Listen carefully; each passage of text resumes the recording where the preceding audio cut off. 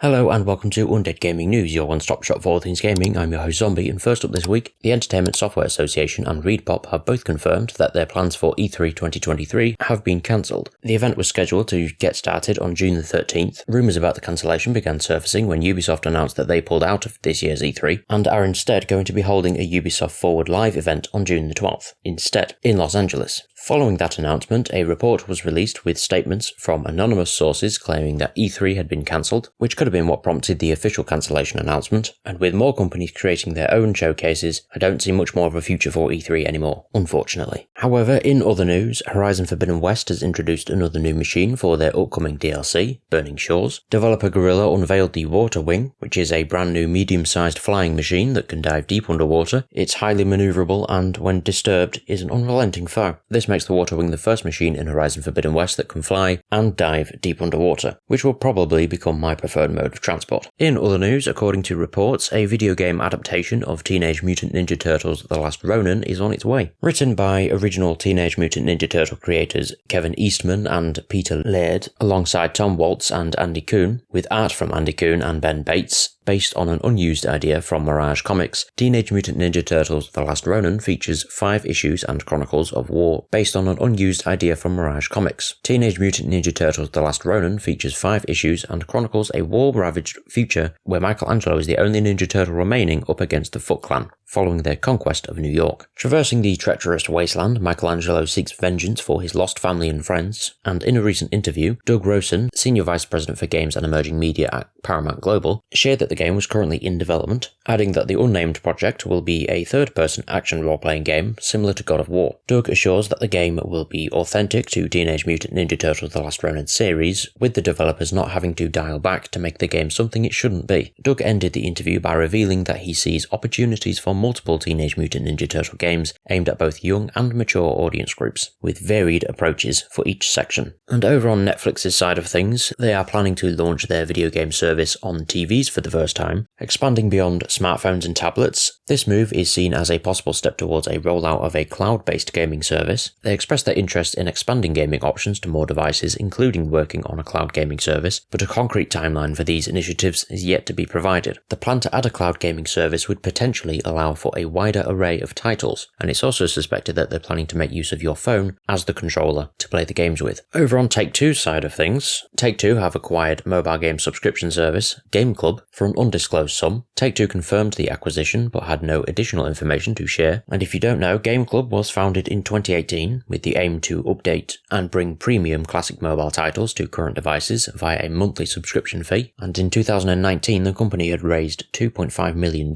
so this is yet another move from Take-Two to expand their mobile gaming market. In other news, upcoming fantasy extraction game Dark and Darker has been taken down from Steam following a cease and desist as well as a DMCA claim by publisher Nexon. It's an apparent escalation of Nexon's existing dispute with Dark and Darker developer Iron Mace around the game's development assets. Assets and material from Dark and Darker's Steam page were removed, followed by its co-op and PvP servers going dark, and culminating with the removal of the game from the Steam store. This follows the search earlier this month of Iron Mace's office, where police seized materials related to the game project. At the time, Iron Mace said that absolutely no stolen assets or code were used to make the game, and that players should not worry as nothing was found. Clearly, Nexon disagrees though. As yet, no legal details are forthcoming, but in a statement posted to the Dark and Darker's Discord server, a representative of Iron Mace said, "We have recently been served a cease and desist letter and DMCA takedown by Nexon regarding Dark and Darker based on distorted claims. We are currently working with our legal team to remedy this issue in the best manner possible. Due to the sensitive legal nature of this issue, we must be careful with our statements so as not to jeopardize our position. We ask for your understanding as we work to get the game back up as quickly as possible." I do find it a bit ironic considering they are saying that they need to be careful with their statements, and in the same statement refer to Nexon's claims as distorted claims, so they're already not being exactly careful with their terminology. But in other news, the UK's Competition and Markets Authority has said it no longer believes that Microsoft's proposed acquisition of Activision Blizzard will significantly reduce competition in the console gaming space. They said they updated their provisional findings after receiving fresh evidence that alleviated some of their concerns about the deal. While the CMA originally believed that making Call of Duty exclusive to Xbox could be commercially beneficial for Microsoft, they said that new data they had received indicates that this strategy would be significantly loss-making under any plausible scenario. Martin Coleman, the chair of the independent panel conducting the CMA's investigation, stated, "Provisional findings are a key aspect of the merger process and are explicitly designed to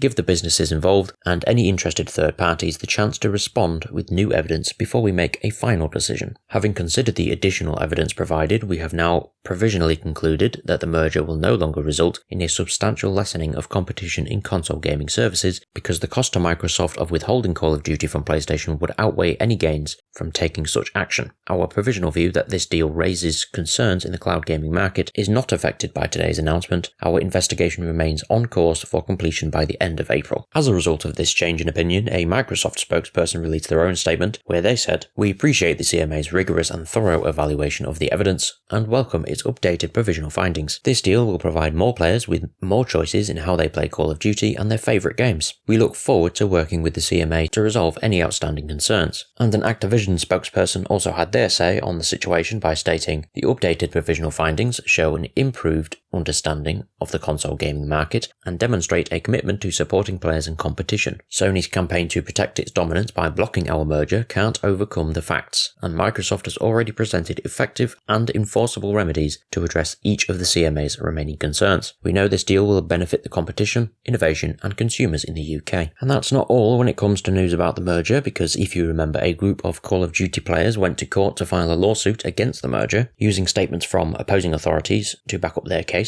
However, now a Californian judge has thrown the case out, as in court documents, Judge Jacqueline Corley granted Microsoft's motion to dismiss the suit out of hand, noting that the complaint does not plausibly allege the merger creates a reasonable probability of anti-competitive effects in any relevant market. In particular, the judge states that the plaintiff's argument the merger may have anti-competitive effects is insufficient by itself, and fails to detail why and how those effects might occur, and they fail to make factual allegations that support the conclusionary incentive assertion. In other words, the judge reckons that the plaintiffs made several sweeping assertions without the facts to back them up. Judge Corley said, "Is it possible that Microsoft will make Activision's game catalogue fully or partially exclusive? Yes. Have plaintiffs alleged facts that make it plausible that Microsoft is reasonably likely to do so? No, although they still have 20 days from March the 20th to make their case again." But that's all we have time for this week. If you have any thoughts on anything discussed this week, please leave it in the comment section below as always, and I will see you next week. Goodbye.